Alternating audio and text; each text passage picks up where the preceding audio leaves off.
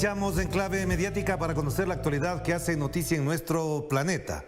Un análisis a la realidad que intentan reflejar los diarios, los portales, las redes sociales y también los diversos y variados canales de comunicación. Vamos a empezar con las portadas sobre lo que está ocurriendo en Perú. Anoche lo tratábamos con el ex canciller e intelectual peruano Héctor Béjar. Pero ya decíamos, el comercio, la república han jugado un papel nefasto y ahora efectivamente ya cuando se avecina la llegada de la marcha a Lima, lo que plantean estos medios es lo siguiente: bloqueos ya generan falta de combustibles y alimentos en las regiones, desabastecimiento, los ciudadanos de menos recursos acusan impacto o ahora se preocupan por los pobres, los de menos recursos. Y ahí tienen ustedes, hasta hacen el gráfico de los graves efectos que tendría la marcha.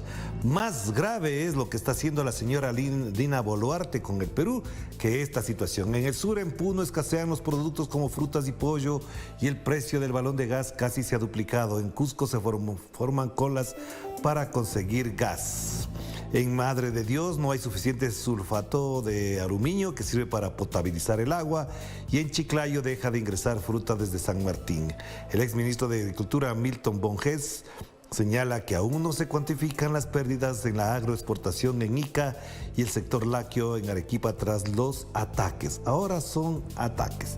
Y fíjense en lo que señalan aquí, la fracción roja de Sendero está detrás de la violencia en Ayacucho, es decir, ahora todo tiene que ver con acciones de Sendero Luminoso, ya no es una marcha popular, etcétera, etcétera. Es decir, tratan de estigmatizar o están estigmatizando ya la marcha que llegaría a Lima y con lo cual se estaría gestando, digamos, otro momento político. Veamos lo que dice a propósito de esto el diario La República.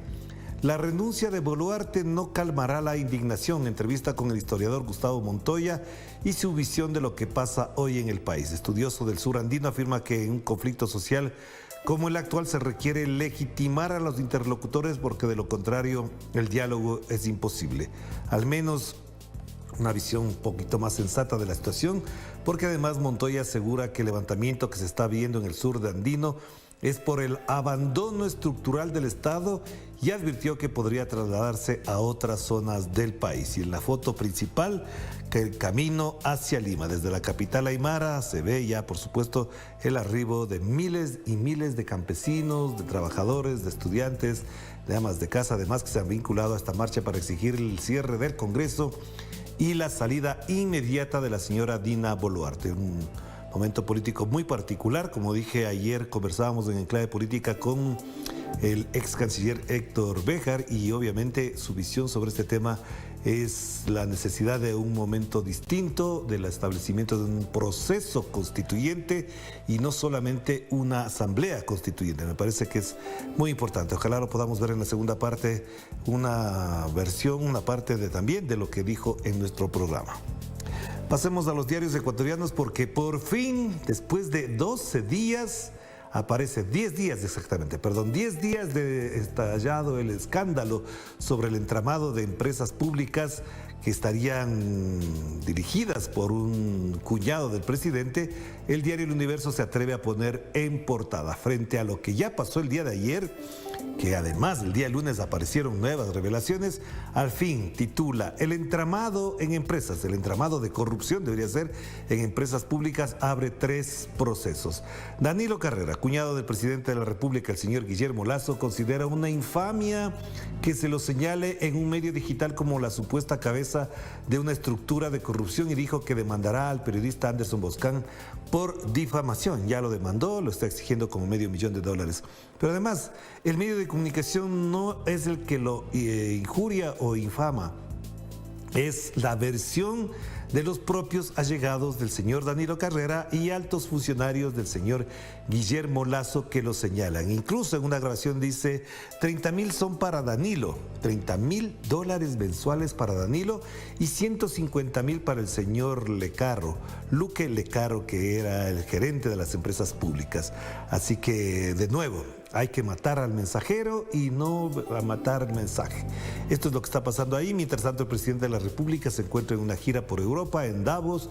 No sabemos qué hace en Davos porque la verdad es que no tiene ningún motivo para estar en Davos y seguramente está angustiado porque tiene cita con el Papa Juan Pablo II y hay pedidos ya de asambleístas y de organizaciones para que el Papa no lo reciba al señor Guillermo Lasso cuando se encuentra en este entramado de corrupción que ayer, tomó dimensiones inmensas. Es decir, ya hay salidas a los medios de los principales funcionarios tratando de lavar la imagen de Guillermo Lasso, de que él es una persona honesta. Sí, lo mismo se dijo de todo el mundo en su momento cuando se sacó del poder, por ejemplo, al señor Yamil Maguad, al señor Lucio Gutiérrez o al señor Abdalá Bucaram Ortiz.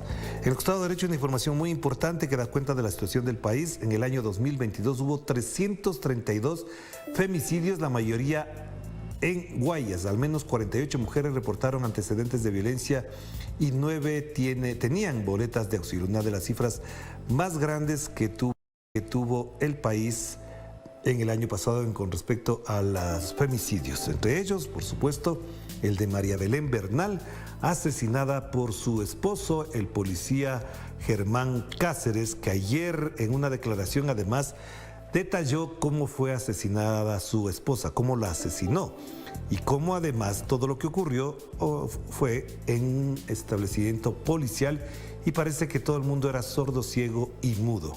Nadie vio, nadie oyó y de eso nadie habla hasta ahora. Ahí tenemos. Y pasemos al diario Expreso. El diario saca absolutamente nada del escándalo de corrupción y lo queríamos poner precisamente por esto. Porque de eso no habla el diario del señor Guillermo Lasso. El diario Expreso ha hecho todo para jugarse por su presidente. En los editoriales y sus editorialistas injurian a la oposición, a periodistas, a medios de comunicación que critican al presidente Guillermo Lasso. Pero bueno, lo más destacable es la fotografía superior, aún en el olvido. Una unidad de policía comunitaria se la ve abandonada. Esa es la policía que está así. En esas condiciones trabaja la policía porque el señor Guillermo Lasso no traslada los recursos a pesar de que ofrece cada vez que habla del tema de que ya están los recursos, de que se ha comprado armas, etcétera, etcétera. Pero las unidades de la policía comunitaria, una de las figuras y modelos establecidos por la Revolución Ciudadana para atender de cerca, lo más cerca posible al ciudadano, ahí están, abandonadas y después dice que la violencia se incrementa y que la policía trabaja. Pero ¿cómo trabaja la policía si esa unidad en particular que la menciona el Expreso fue atacada por narcotraficantes o delincuentes que asesinaron a la única policía que hacía guardia a la madrugada en esa UPC, una UPC ubicada en Guayaquil? Pero bueno, avancemos. Publimetro de Colombia ha destacado lo que ha sido un tema muy importante desde finales del año pasado.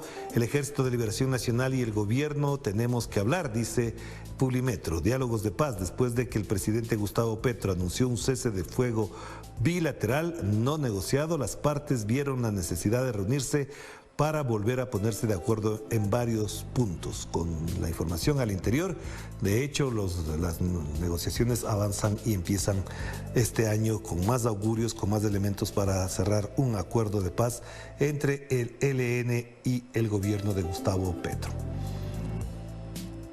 Acá la información de Ahora el Pueblo de Bolivia. La CIDH, la Comisión Interamericana de Derechos Humanos, condena la violencia de los grupos cívicos radicales en Santa Cruz, que están liderados por el señor Fernando Camacho.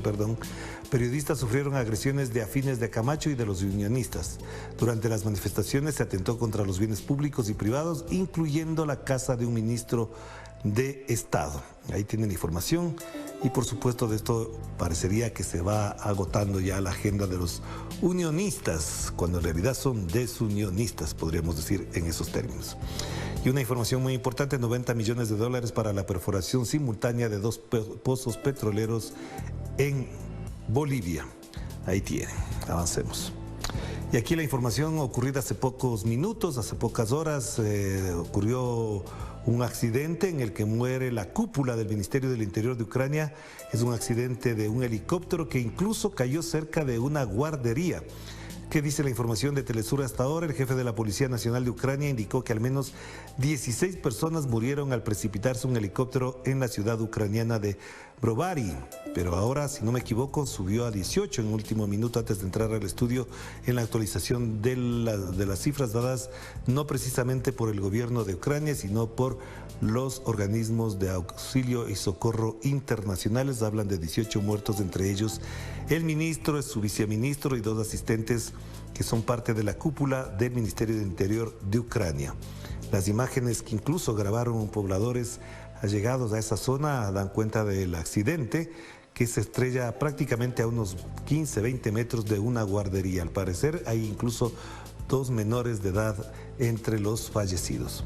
Costado derecho, Bolivia confirma la asistencia de Luis Arce a la cumbre de la CELAC, que tendría problemas porque hay dificultades incluso entre algunos mandatarios. Pero bueno, de eso seguiremos hablando. La cumbre se va a cumplir, se va a desarrollar y por supuesto tendrá una agenda política muy importante.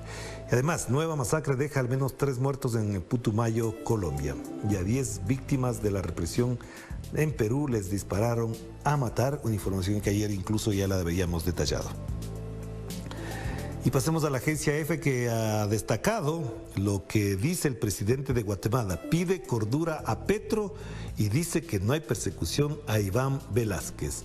Iván Velásquez es el ministro de Defensa de Colombia y el gobierno de Guatemala abrió una investigación por formar parte, Iván Velásquez, de una comisión que investigó en su momento la violencia, las muertes, masacres en Guatemala. El señor Alejandro Yamatei, presidente de Guatemala, llamó este martes a la cordura a su homólogo colombiano, Gustavo Petro, y por supuesto le dijo que no estaba en plan de persecución, pero dijo que está actuando como un guerrillero. Y eso ya tuvo su respuesta de parte del señor Gustavo Petro, que la agencia EFE hasta ahora no dice nada. Costado derecho, más información. Genaro García Luna, esa figura política de México que está siendo investigada en Estados Unidos, comparece con semblante serio en la selección del jurado, que además él pidió que se lo dejara vestir con traje y corbata porque lo iban a llevar con el traje de detenido y se negó a hacerlo. Más información en la parte inferior. Amazon empieza a comunicar este miércoles los miles de despidos anunciados. La empresa de Jeffrey Bezos va a desalojar o va a despedir a miles de sus empleados. Y en la parte inferior también, Luis Ignacio Lula da Silva buscará consensos como presidente de los foros G20, BRICS y Mercosur. Adquiere esta relevancia el rol que va jugando en la diplomacia internacional el presidente de Brasil. De la información de última hora también tenemos la rueda de prensa del ministro de Relaciones Exteriores de Rusia, Sergei Lavrov, que dijo: volumen de apoyo a Kiev, es decir, a Ucrania, demuestra que Occidente se ha jugado mucho en la guerra contra Rusia. De hecho, dijo, se trata de una guerra de la OTAN contra Rusia y no de Ucrania contra Rusia. Una interesante rueda de prensa donde abordó varios temas, explicó varios asuntos del momento crítico que vive la situación de la guerra en Ucrania y contra la OTAN además, y por supuesto ocurrió en medio también de la noticia en la que se daba a conocer la muerte de la cúpula, la desaparición prácticamente de la cúpula del Ministerio del Interior de Ucrania en el accidente de helicóptero en la región de Kiev. Esta es una de las más importantes informaciones y lo que mencionábamos, incluso la parte inferior se destaca los roces entre los presidentes de Colombia y Guatemala. Hagamos la pausa ahí y enseguida volvemos con más de Enclave Mediática.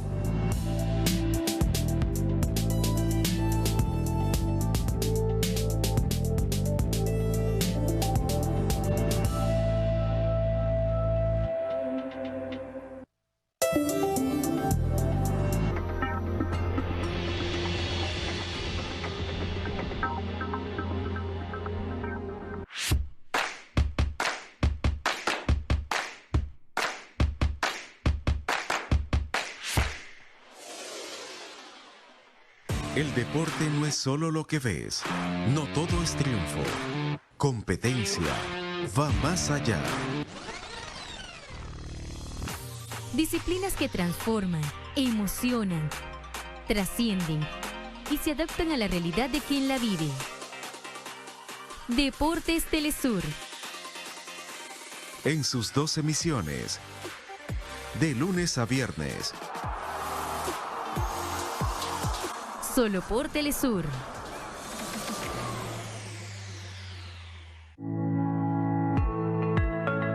Actualmente ya se ha también disminuido o ha reducido también este periodo de cuarentena o de aislamiento total, y prácticamente se dice que después de haber iniciado los síntomas, 10 días después de haber iniciado los síntomas, prácticamente dejamos, o al día 11 para ser más claros, dejamos de ser potencialmente contagiosos. Entrevista con Aisa García desde Guía tu Cuerpo.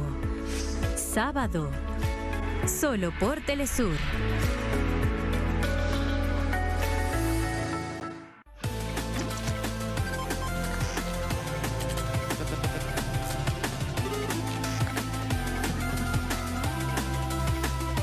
Nos acercamos a una nueva era.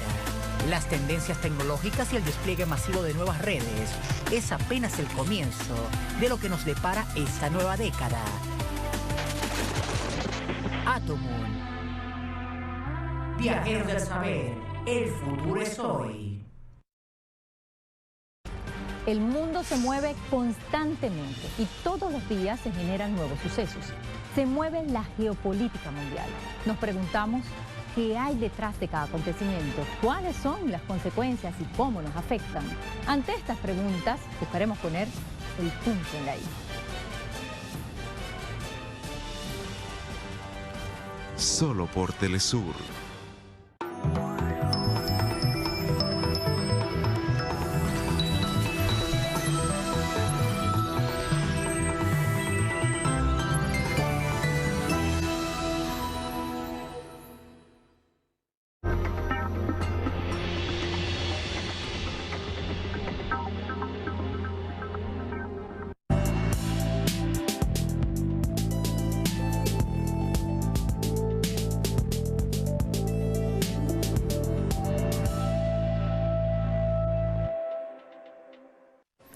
Regresamos con ustedes con Enclave Mediática, el programa de Telesur que hace un análisis del tratamiento de la prensa sobre nuestra realidad, y seguimos en Perú. Allí numerosas delegaciones siguen llegando a Lima, la capital, para participar en la Marcha de los Cuatro Suyos. Lima celebrará sus 488 años de fundación, tomada por miles de manifestantes de diversas regiones de este país andino. La Plaza San Martín recibía en medio de aplausos a las delegaciones procedentes de Puno. La travesía debido a sortear la fuerte represión de las fuerzas de seguridad y además de la llegada de los manifestantes han confirmado su adhesión a la toma de Lima la Confederación de Trabajadores del Perú, la Asamblea Nacional de los Pueblos y los egresados de la Universidad Mayor de San Marcos. Mientras tanto, en el Congreso peruano se ha propuesto un proyecto de ley que autorizaría a las fuerzas de seguridad a disparar con munición real contra los manifestantes.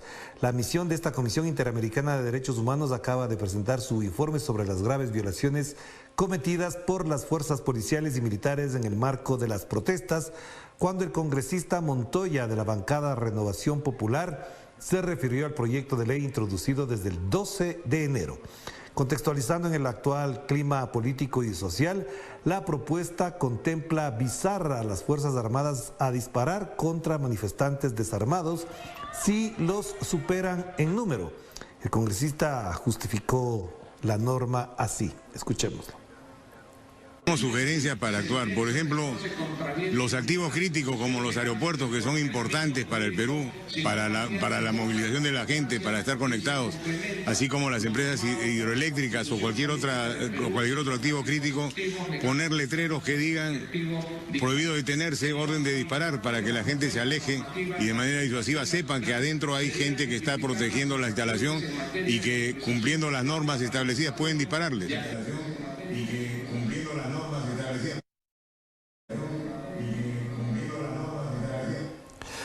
Sobre el rol de los medios del Perú, los medios de comunicación en el Perú, veamos lo que mencionó el exministro e intelectual peruano Héctor Béjar en nuestro programa Enclave Política. Escuchémoslo. Hay un vandalismo mediático de hace muchos años, no de ahora, y la gente ya reaccionó contra ellos. Esos periódicos tienen una lectoría mínima, las radios tienen una audiencia mínima, una teleaudiencia mínima, están en crisis económica, si es que ellos no tuvieran una ayuda corrupta del Estado que les pone anuncios sin motivo, no podrían vivir. Es una de las razones por las cuales promovieron la destitución de Castillo, porque Castillo cortó la publicidad para esos periódicos. Él puso publicidad solamente en el caso que se justificase por la lectoría, por el tema de la publicidad, pero no una publicidad mañosa, digamos, disculpen el término, como es la que se hace ahora para financiar ese tipo de medios. Entonces, esta prensa llamada grande, como todos sabemos, en el Perú y en todos los países, está directamente ligada a las empresas mineras, a la banca e incluso a negocios turbios que son ocultados o a veces también promovidos, depende de los intereses temporales. Muy importante lo que acabamos de escuchar de parte de Héctor Béjar, esa mafia mediática, por supuesto, el vandalismo mediático prima en Perú y lo ha explicado suficientemente bien. Y un detalle importante que hay que remarcar, le quitó la publicidad a Pedro Castillo y obviamente ahí empezó todo el ataque mediático. Vamos hacia Bolivia, ya en ese país avanza el proceso de justicia que lleva adelante el gobierno plurinacional en el caso de Sencata. La Fiscalía amplió la investigación contra la expresidenta de facto Yanine Áñez. Además, se suman al expediente la presunta comisión de delitos de genocidio, homicidios y lesiones graves y gravísimas. Los movimientos sociales han insistido en que los 10 ciudadanos asesinados durante los hechos del golpe de Estado en Sencata por las fuerzas de seguridad bajo el mando de Áñez merecen justicia. Queremos ver en la cárcel a esos señores que han masacrado a nuestros pueblos. Queremos justicia de verdad. Que no quede impunidad la quema de nuestra gloriosa federación. No puede quedar en nada la quema del Tribunal Electoral. No se puede quedar en nada lo que están quemando las instituciones de Santa Cruz. No solamente estamos pidiendo para Camacho cárcel, estamos pidiendo para todos los actores.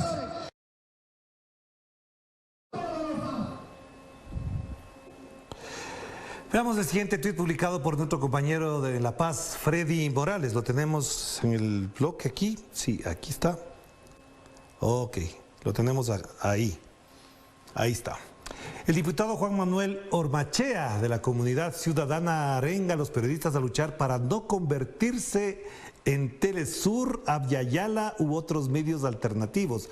Su jefe, Carlos Mesa, encumbró a Yanine Áñez como presidenta de facto en noviembre del año 2019, cuando fueron prohibidos Telesur, también en IRT, es decir, Russia Today. No sé si tenemos el video, ¿lo podemos escuchar?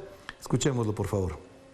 Nosotros les hemos advertido, el gobierno del Movimiento al Socialismo lo que quiere es destruir la prensa independiente, quiere que todos ustedes sean un Telesur, quieren que todos ustedes sean un Bolivia TV, quieren que todos ustedes sean una Avyayala, es lo único que quieren, o un Radio Causachún Coca o un Ahora el Pueblo, eso es lo único que quiere el gobierno del Movimiento al Socialismo. Se van a dejar, amigos de la prensa, se va a dejar la prensa independiente, se van a dejar los periodistas independientes y soberanos en su palabra y en su criterio propio. No creo que deberían dejarse, deberían acompañar, por supuesto, todas las denuncias en contra del MAS, contra la libertad de prensa.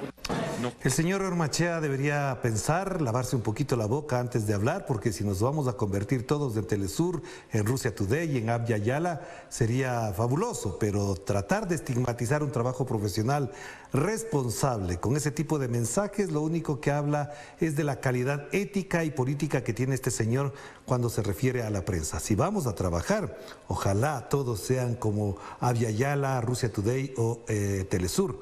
Pero el señor quedará, ya digo, junto a sus jefes, Yanine Áñez, Fernando Camacho y el señor Carlos Mesa, en un lugar privilegiado del basurero de la historia. Lo diré siempre. Al señor Ormachea, un poquito más de cordura antes de abrir la boca.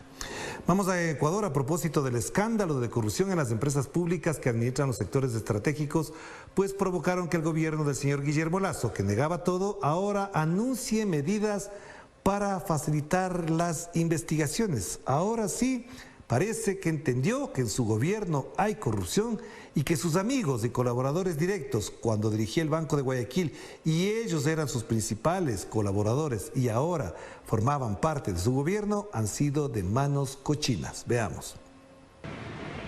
Con las revelaciones del entramado de corrupción, el discurso del gobierno de Guillermo Lasso ha dado un giro. Una de las medidas es el pedido de renuncia de todos los titulares de las empresas públicas. Le hemos pedido que cite a los directorios de todas las empresas públicas de manera que todos los gerentes pongan sus cargos a disposición y que inmediatamente solicite al señor Contralor General del Estado exámenes especiales en todas y cada una de las empresas públicas. El presidente Guillermo Lasso, quien se encuentra en Davos, Suiza, participando en el Foro Mundial de Economía, da instrucciones para detener a implicados que se mencionan en la investigación denominada El Gran Padrino. Y en caso de que hayan salido al exterior, pedir el apoyo internacional de la Interpol para ubicarlos. Esta decisión la puse en conocimiento de la señora Fiscal General de la Nación. Mientras tanto, el medio digital La Posta continúa develando pruebas de la estructura de corrupción en empresas públicas. Son audios en los que se identifica conversaciones entre exfuncionarios y hombres cercanos a Danilo Carrera, cuñado del presidente Lasso. Yo prefería que me dé $150,000 mensuales. A mí como que me da tranquilidad esta huevada en mi cabeza. En las grabaciones de audio se menciona cuotas económicas para beneficio de Hernán Luque, quien fungía como gerente de la empresa pública Flopec, flota petrolera de transporte marítimo de hidrocarburos. Exfuncionario nombrado por Guillermo Lasso. Estas empresas estaban controladas por el señor Hernán Luque Lecaro, que es importante mencionar, es amigo íntimo del presidente de la República y también fue ex trabajador del Banco de Guayaquil y fue justamente vicepresidente de las oficinas del Banco de Guayaquil. Al mismo tiempo, en la Asamblea Nacional, la Comisión de Justicia y Estructura del Estado recibirá nuevas comparecencias en el proceso de fiscalización sobre el caso denominado El Gran Padrino. Henry Pillajo, Telesur, Ecuador. Y efectivamente un dato que se añade a estas denuncias, que son alrededor de 847 millones de dólares los que estaría investigando la Contraloría General del Estado en procesos que no empezaron ahora, que ya habían empezado porque había irregularidades notorias en estas contrataciones. El señor Luque Lecaro, además gerente de las empresas públicas, no aparece en el país y, como dice el señor Guillermo Lasso, va a pedir que se los busque. Claro, 10 días después de que hace la denuncia, el señor ya tomó otros rumbos. Igual que el señor Leonardo Cortázar hizo la denuncia el 26 de diciembre y, por supuesto, desapareció. Aparentemente se encontraría en Panamá. Es decir, quien denunció desapareció porque incluso dicen que corre peligro su vida después de estas denuncias y además de explicaciones sobre quiénes manejaban los negocios oscuros del gobierno del señor Guillermo Lasso. Él desde Davos, Lasso desde Davos, dice que le ha pedido a la fiscal. La pregunta que se hace todo mundo es por qué la fiscal no actúa como lo hizo en su momento ilegítimamente y abusivamente contra dirigentes de la Revolución Ciudadana. Tumbaba puertas, entraba a la madrugada a las casas, además ordenaba prisiones preventivas a todo mundo. Ahora no hay ni una orden de prisión preventiva, no hay un allanamiento y tampoco ha tumbado las casas. Claro, la diferencia es que esas son mansiones que están bien resguardadas, a diferencia de los dirigentes líderes de la Revolución Ciudadana, de clase media por supuesto, que vivían en departamentos. Ahí sí tumbaban puertas. Ahora la fiscal no ordena tumbar puertas, ni allanamientos, ni escándalos, ni filmar las intervenciones que hizo en la madrugada, por ejemplo, contra el expresidente Abdalá Bucaram, que lo filmaron con la participación de un canal, del canal Teleamazonas. Todo eso, ahora la Fiscalía dice en un comunicado que se respetará el debido proceso y además se preservará la presunción de inocencia. Eso dice ahora la fiscal Diana Salazar. Pero bueno, hablaremos de estos temas también en clave política. Mañana volveremos con más análisis y ojalá no tengamos nuevas revelaciones alrededor de esto, porque el gobierno se siente, además de amenazado, herido y por lo tanto su actuación responde a esa condición. Ya ha planteado juicios en contra de los periodistas que han revelado estas informaciones. Ahí nos vemos mañana.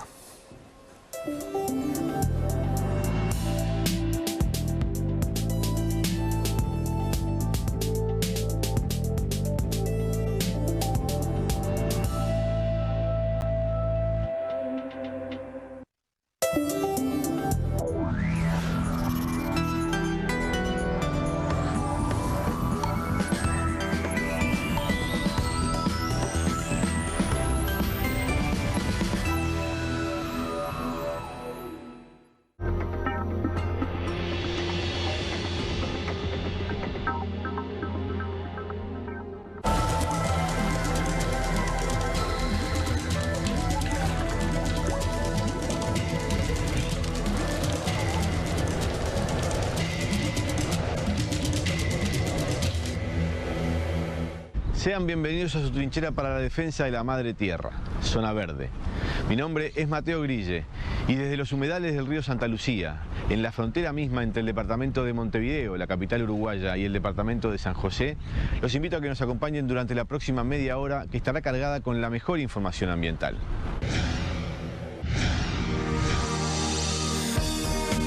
La madre naturaleza tiene un inmenso poder. Así como nos regala maravillosos paisajes, dignos de total admiración, también reclama sus espacios, muchos de ellos invadidos por la humanidad y la invención. Todos, fenómenos que requieren de una gran reflexión, ya que realmente sin ella no sería posible la creación. Recuerden que tenemos nuestras redes sociales para que nos envíen sus comentarios y sugerencias. En Twitter somos @ZonaVerdeTLSur, nuestra página de Facebook es Zona Verde Telesur y nuestro correo electrónico es zonaverde@telesurtv.net. Veamos de inmediato las noticias más destacadas de esta semana.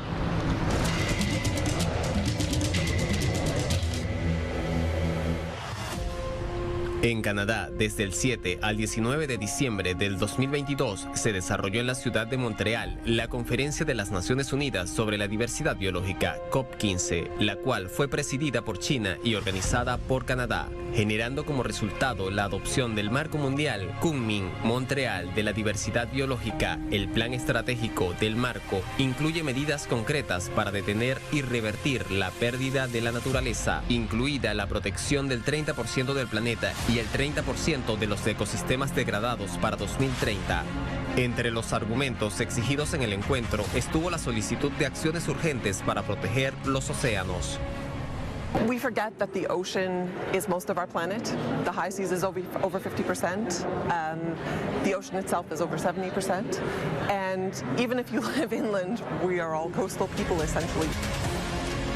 Durante el desarrollo de la COP15 se unió el arte y la conservación a través de los hilos azules, mensajes de conciencia dirigidos al océano, escritos por parte de los delegados asistentes.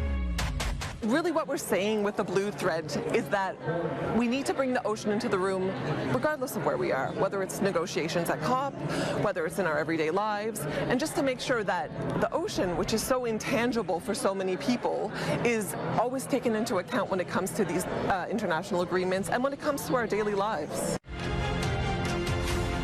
La protección de los océanos es vital para nuestra futura supervivencia, ya que su degradación afectará los alimentos que comemos, los medios de vida de millones de personas y contribuirá aún más a profundizar el cambio climático.